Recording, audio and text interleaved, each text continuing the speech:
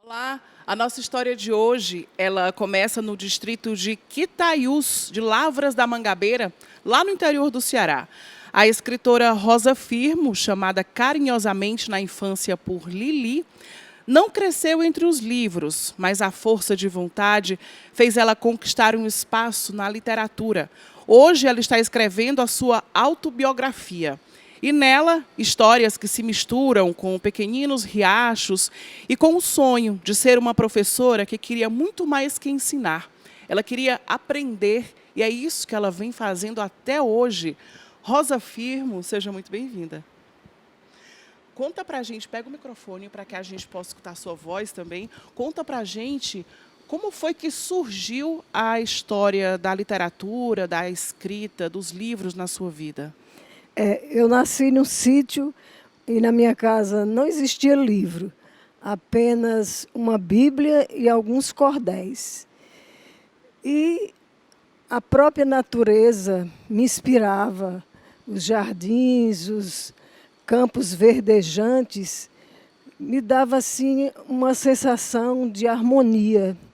E daí, mesmo sem estudar, eu fazia essas observações e houve uma palavra que marcou desde a minha infância, metamorfose. Aí daí comecei, eu quero me metamorfosear. Será que é daí que vem a tua paixão por borboletas? Com certeza. Tinha medo das lagartas, mas as borboletas era minha paixão, sempre fui. Aí você também tem uma história interessante, porque você traz nas suas poesias esse amor que você tem pelo lugar que você nasceu, né? Está muito presente a tua história, a natureza, a saudade. Então você traz isso até hoje. Com certeza. Eu acredito que eu vivi lá até aos 19 anos de idade. E fui alfabetizada pela minha irmã mais velha. E por questões de condições financeiras, meu pai era médio agricultor, e uma prole de 14 irmãos, 14 filhos ele tinha. Então, as mais velhas, eu sou a última das mulheres. Ficaram aprendendo as tarefas domésticas e se interessavam logo para se casar. Eu não sei o que é que acontecia comigo, eu tinha uma visão diferente. Eu aprendi algumas prendas domésticas, mas meu desejo era sair dali para estudar. E fiquei 10 anos, eu digo que foi um hiato em minha vida, porque os familiares mais próximos, as minhas primas e outras pessoas da região, saíram para estudar e meu pai não me permitia. Então, eu esperei alcançar a maioridade e consegui, forçando, pedindo às pessoas. Eles insistiam com o meu pai. Um dia, um político que se dizia da nossa família, Humberto Bezerra, esteve na nossa casa. E meu cunhado mostrou meu caderno de poesia, que eu já rabiscava, né, aos 13 anos, e ele disse, essa menina não pode ficar aqui, ela vai ter que estudar. E meu pai até que ficou mais à vontade para pensar. No ano seguinte é que ele decidiu e eu saí de lá para me preparar para a admissão ao ginásio. E fiz a admissão e o curso ginasial em Cedro. Agora, se na tua família você não teve essa inspiração, da onde foi que surgiu o teu amor pela leitura, a tua curiosidade de escrever? Eu não tinha livros, mas eu tinha um primo cordelista que morava próximo e ele me trazia os cordéis e os livros dele, livro da Raquel de Queiroz, de Joselino do Rego, e eu lia escondido do meu pai, porque ele não queria que a gente ficasse sabendo das coisas. Ele queria que vocês casassem. Exatamente, com os primos. Com os primos. E aí você foi contra tudo isso? Quebrei todos os paradigmas. E fugi os padrões normais e consegui realizar os meus sonhos. Alguns ainda estão a caminho. Inclusive, você está escrevendo sua autobiografia, né? Estou escrevendo minha autobiografia E estou também agora com um livro de crônicas que não deixa de ser autobiográfico, mas são reminiscências da infância que eu estou reunindo em 30 crônicas na editora Lua Azul. Agora, essa sua autobiografia, quem for ler, vai ter também esse resgate no tempo? Vai voltar lá para Lavras da Mangabeira? Com certeza, porque eu sou muito minuciosa, até quando falo demais e escrevo demais também. É preciso até dar uma enxugada, porque eu mexi com todo o passado. Agora, como é que foi quando você começou a ser alfabetizada pela sua irmã? Assim, era normal no sítio, os pais contratavam professores para ensinar nas suas casas. Lá em casa, já minha irmã mais velha já tinha concluído o segundo ano primário. Ela passou a dar aula para nós em casa, os mais novos, que eu fui a última das mulheres e tinha 2 homens mais novos do que eu. Então a gente ficava reunido numa sala com a palmatória e aprendia as letras e também matemática, as operações de matemática. Agora, quando é que você veio para Fortaleza? Como é que foi essa tua trajetória para sair É, assim, do cuidado do seu pai e ter essa diferença dos seus irmãos de não querer casar com o primo, de não querer ser dona de casa, de querer estudar? Como é que foi esse processo? eu saí para Cedro para fazer o ginasial, depois fui para Juazeiro para o primeiro ano pedagógico. De Juazeiro eu vim para Fortaleza. E aqui em Fortaleza o mundo se abriu para mim. Eu aprendi a ver as coisas diferentes, vi o mar e entrei na Universidade Federal do Ceará aos 30 anos de idade, porque eu já lecionava como substituta aqui em Fortaleza. E me apaixonei sempre pelas letras, mas o tempo era reduzido para as leituras. Eu me preparava para dar minhas aulas, que eu sempre fui muito caprichosa e exigente comigo mesma. Então, só comprava mais os livros pedagógicos. Tinha poucos livros literários. O teu foco é escrever poesia. Não, eu sou memorialista, me considero memorialista. Já escrevi a história da minha mãe e de um padre lá da região, do meu primo cordelista, esse que me jogou nesta vida, e a história de Quitaiús. 400 anos de história, pesquisei 10 anos para chegar. As poesias, eu não me considero uma poetisa. Eu gosto das palavras e tenho sensibilidade, e por conta da própria natureza, me traz inspiração, uma leitura, então eu acabo escrevendo algumas poesias. Só tenho 2 livros, 3 livros, aliás, de poesias, Já que são são quantos? autobiográficos, tem uns também com um pouco de erotismo velado, Eu senti muita saudade nas suas também, poesias. porque eu me reporto para a minha terra, em quase tudo, tanto na pintura como também na escritura. Eu me volto para o meu passado, para a minha infância e juventude, enquanto estive lá na minha terra. Agora, a tua pintura, né? Ela surgiu também junto com a escrita ou ela já estava na sua vida presente?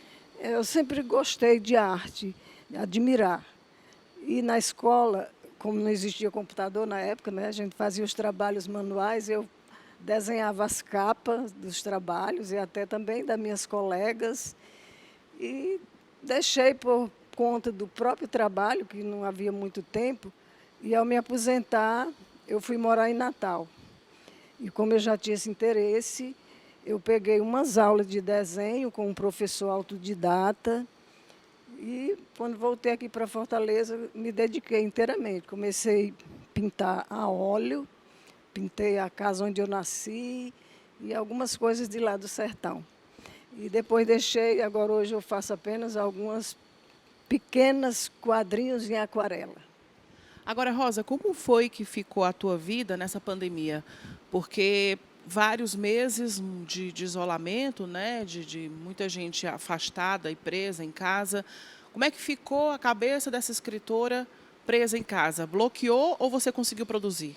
Olha, a princípio eu me vi assim com um tempo bem maior e achando ótimo.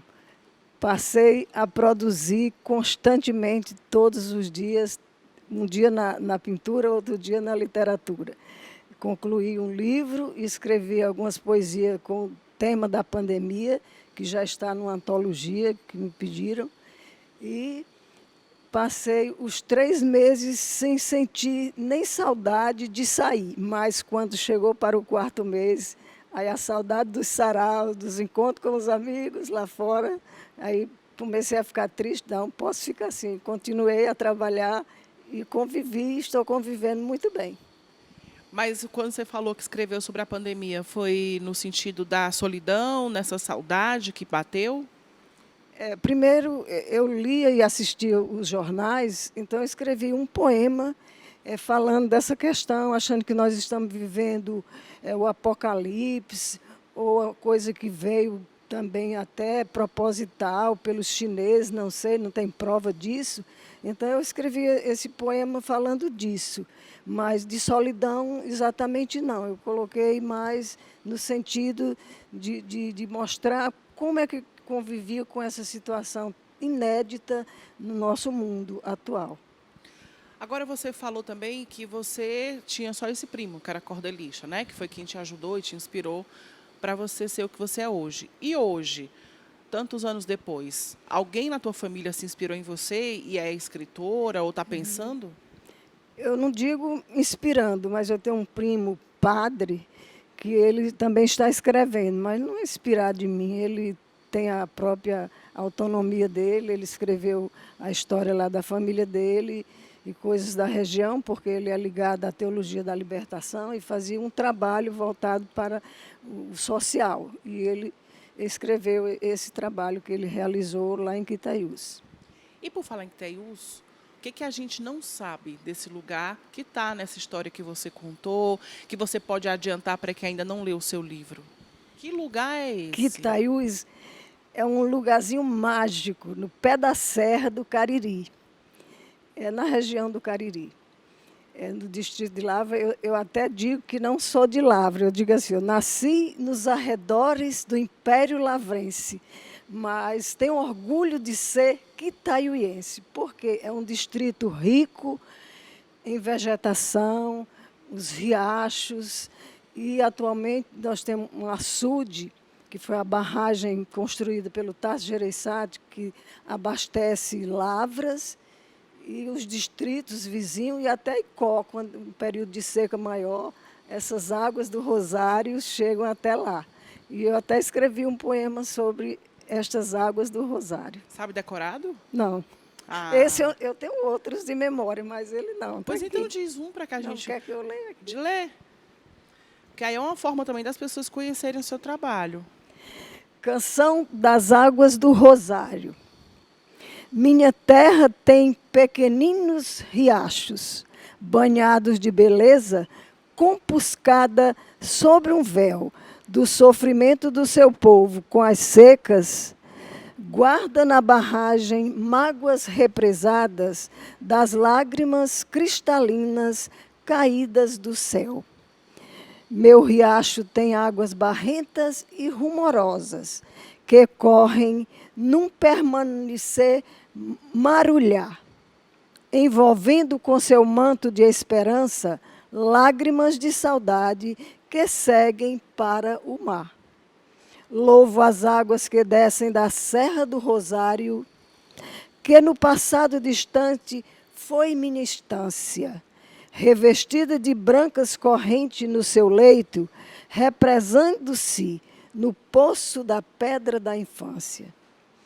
Essa maravilha enobrece a vida do sertão, o seu povo vibra e passa a prosperar.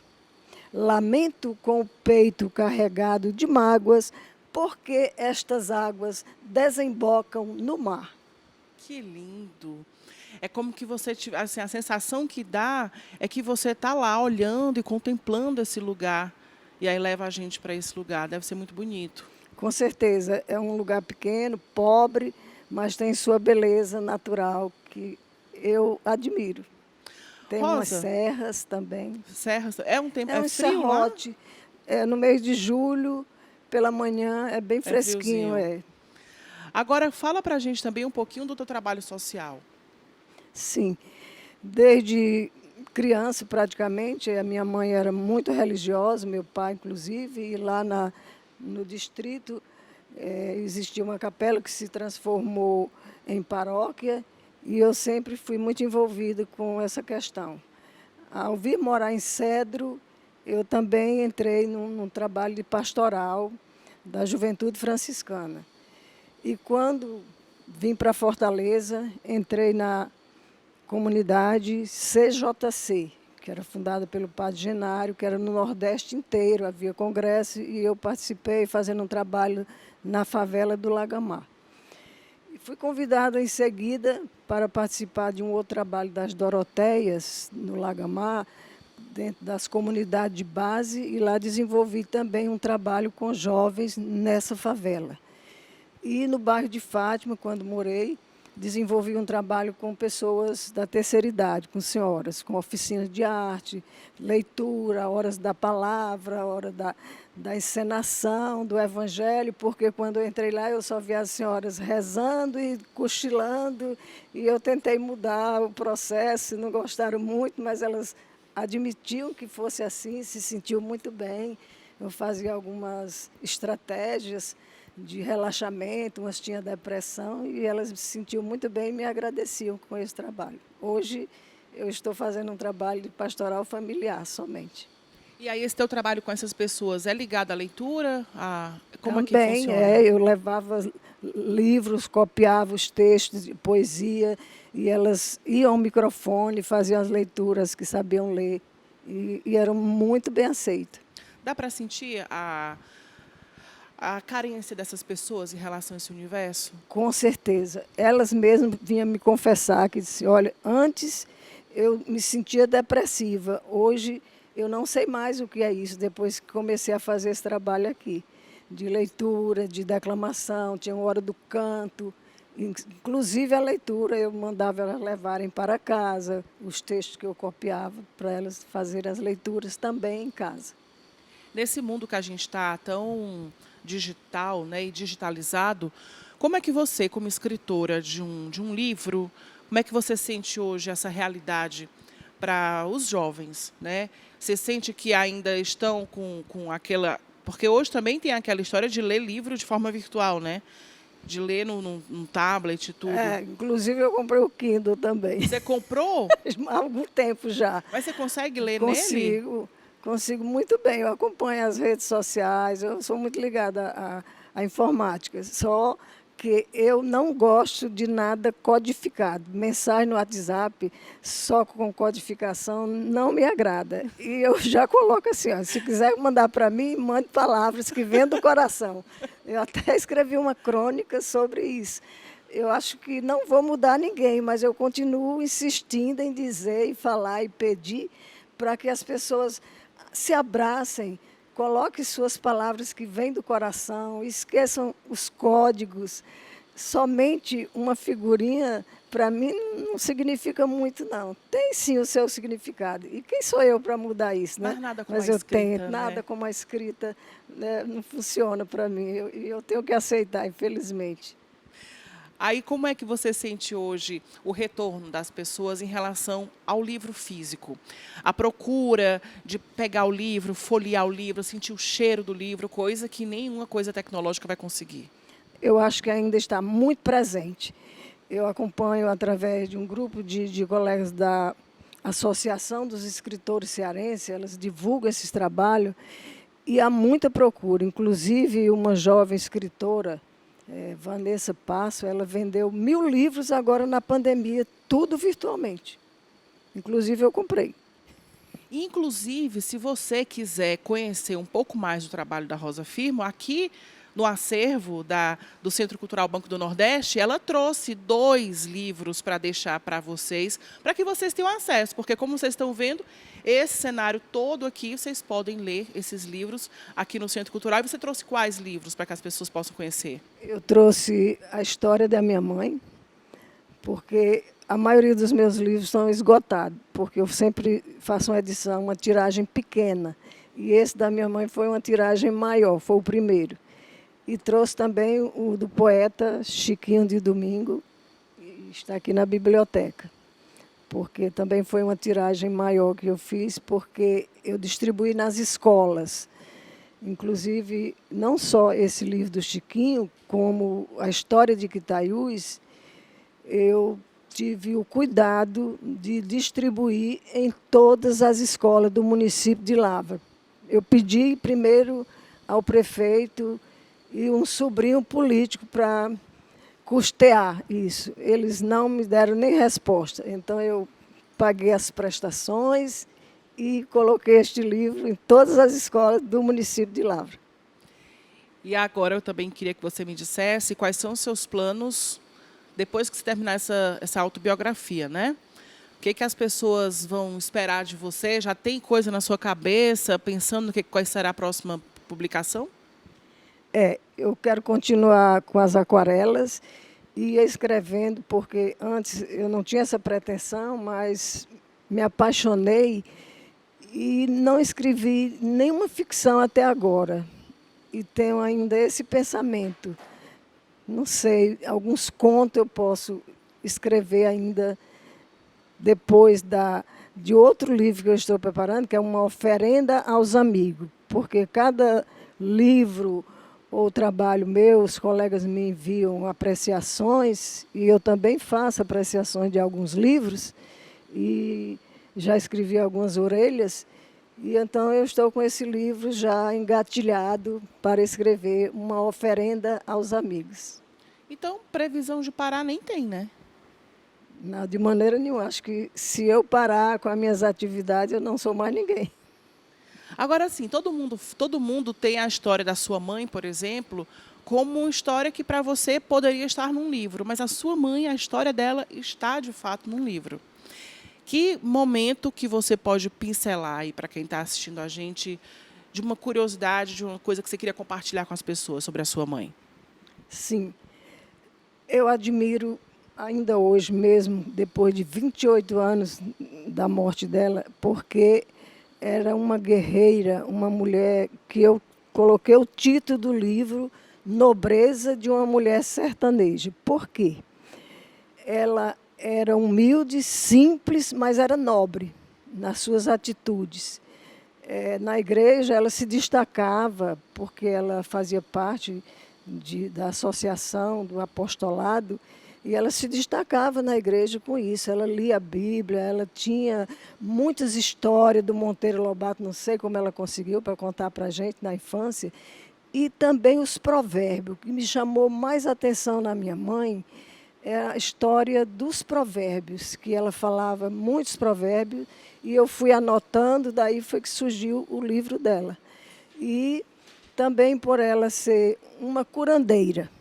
Na época dos anos 40, 50, que ela teve filhos até os 47 anos, e não existia médico lá em Quitaiús, nem Lavras, tinha um farmacêutico apenas. Então, ela curava as doenças, inclusive eu fui vítima de muitas doenças na infância, e ela curava com chás, com as meizinhas que ela chamava, né? Isso eu tenho uma admiração muito grande, por isso eu fiz questão de registrar essa história dela, porque é uma história não só da minha mãe, mas da mulher nordestina que vivia no sertão com as dificuldades e vencendo com muita garra mesmo. Você não cresceu entre os livros, mas a sua mãe ela já foi a sua biblioteca, né? Eu digo assim, eu nasci entre as palavras, as histórias da minha mãe, as cantigas dos penitentes, das lavadeiras e os lavradores que plantavam e colhiam cantando. Na época da colheita, eles colhiam os frutos, os grãos, cantando também. E à noite, nos alpendres das casas das famílias no interior, as pessoas gostavam de declamar poesia, inclusive nos casamentos, tinha as modinhas e os poemas de cordel para ser declamado na festa do casamento. E é assim que eu cresci, no meio das palavras, da oralidade. Não tinha livros, como eu já falei, mas a oralidade, esse encontro com as pessoas, de conversarem na calçada, no alpendre, tudo isso acho que influenciou para que eu desenvolvesse a escritura. Com certeza, é um tipo também de leitura abstrata, né? Agora você falou de doença na infância, você também tomou leite de De cabra e jumenta. leite de cabra e de jumenta. Ela lembrou. Assim, porque não existia remédio mesmo passado pelos médicos, né? A farmácia, existia uma farmácia lá com aqueles analgésicos, essa coisa para curar uma gripe. E para uma doença mais séria, assim como a tosse, que chamava a coqueluche, a tosse braba, seria tomar leite de jumenta. E isso aconteceu comigo, eu tomei esse leite. Por isso que a mulher tem essa pele hoje. E esse livro, Canções, Exercício de Resignação, ele foi uma comemoração ao seu aniversário de 70 anos, não foi? Exatamente. O que que o leitor vai encontrar nesse livro? São poesias? Eu estava morando em Natal, distante da minha família, meu esposo viajava e eu ficava muito só, mas não tinha solidão. E deste isolamento em casa, essas canções foram fluindo e já existiam algumas outras que eu reuni aí, porque eu queria que o mundo fosse mais afetivo, as pessoas fossem mais humanizadas. E eu escrevi esses, eu não chamo poemas, mas textos poéticos em forma de orações, de canções. E tem alguns outros também dedicados a amigos, como eu escrevi um canto para Nonato Luiz, que é meu conterrâneo, que vocês devem conhecer. E ficou assim com um tema de resignação, porque eu me resignei para sentir e conviver com o momento que eu estava vivendo sozinha, numa cidade que eu conhecia poucas pessoas ao chegar lá, e isolada, e a minha família distante não se comunicava, porque sempre foi assim. As minhas irmãs mais velhas são um pouco assim, mais desligadas nesse sentido da comunicação. E eu gostaria de que todas as pessoas ficassem mais próximas de mim, os amigos. E aí foram surgindo esses poemas, e eu intitulei assim de Canções e Resignação, porque também é resistência. Resistência a alguns problemas que eu enfrentei na infância, na adolescência e em toda a vida, por questões mesmo sociais em que a gente vive neste mundo odierno. Você acha que se resignar é um exercício, como diz o título do seu livro? É sim, porque eu, para poder esperar a chegar a ir para a escola e fazer as coisas que eu gosto, eu tive que renunciar a algumas coisas e me resignar para conquistar esses espaços. Então, esse seria o conselho que a gente poderia deixar para as pessoas jovens que estão assistindo a gente agora, esse exercício de resignação para, inclusive, viver esse ano, que a gente não sabe como é que vai ser ainda, né? Mas passamos por um ano muito difícil, onde a gente atravessou um deserto muito, muito grande, muito doloroso, de tantas perdas, de tantas dores. Mas seria, então, esse o segredo? Eu costumo dizer para o jovem que eu ainda visito algumas escolas e falo da minha trajetória e apresento meus livros, e costumo dizer que hoje eles têm uma facilidade enorme para a aprendizagem, para chegar em algum lugar. Enquanto para chegar à escola, posso falar isso? Pode. No início, lá no sítio, eu pegava um jumento, atravessava o riacho e ficava na estrada esperando um transporte para chegar até Lavra da Mangabeira, dormia numa pensão para no dia seguinte pegar o trem para chegar a Cedro. Hoje, esse percurso se faz em 15 minutos e às vezes eu fazia em um dia e meio para poder alcançar essa cidade onde eu fiz o ginásio. Eu digo para o jovem, aproveite as facilidades que hoje nós temos, biblioteca nas escolas, merenda escolar, professores preparados, salas de vídeo, a informática aí facilitando tudo. Então, eu sempre deixo a mensagem de que eles têm que trabalhar essa questão de resistir às dificuldades que hoje são poucas em relação às que a gente viveu no passado.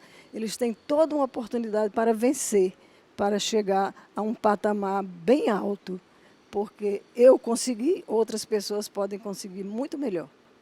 Como você disse, pegar um jumento, atravessar um rio, ficar na estrada, dormir numa pensão, pegar um trem, você tinha todos os, vamos dizer, os motivos para não chegar até a escola, né, ou para desistir. Mas a perseverança realmente é uma marca da sua vida, né, Rosa? Perseverança, sempre, sempre.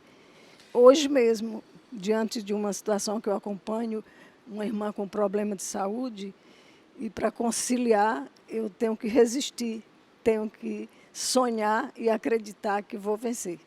E vai, com certeza. Sua história é inspiradora. E para que as pessoas possam conhecer mais ainda o seu trabalho, onde elas encontram os seus livros, como elas podem chegar na obra de Rosa Firmo? Eu ainda queria dizer uma frase que eu costumo sempre falar. O sertão e o mar estão em minhas entranhas e eu os amo. Então, para adquirir meus livros, eu não tenho mais nenhum em livrarias, porque quando existia a livraria do Sertão aqui na Floriano Peixoto, eu coloquei alguns livros lá. E na livraria acadêmica, mas eu nem sei se ainda existe alguns livros lá, porque as edições minhas são de tiragem pequenas, então eu faço um lançamento e depois envio para as escolas lá da minha terra e distribuo com alguns amigos. Então, esse último que eu estou para editar, talvez eu possa colocar em alguma livraria. A autobiografia tem previsão de sair? Eu sempre já quis editar. Aí um amigo meu disse, mas você não tem idade para isso ainda não, deixa eu ficar mais velho. Eu disse, eu já estou velho assim e quero editar assim, porque é uma história muito longa e eu acho que as pessoas precisam conhecer também os jovens para se inspirarem e procurarem se resignar e resistir na vida. Pois então edite logo, que a gente quer ler esse livro. E para você, pelo menos tem 2 aqui no acervo do Centro Cultural Banco do Nordeste. Então, se você tiver curiosidade, vem aqui, leia esse livro e conheça o acervo aqui do Banco do Nordeste. A gente fica por aqui. Muito obrigada por compartilhar a sua história com a gente. Agradeço a Daniele, a Marta, a Cida, esta oportunidade de estar aqui falando do meu trabalho, da minha vida. Eu falo demais, então... Muito obrigada a todos vocês. Até a próxima.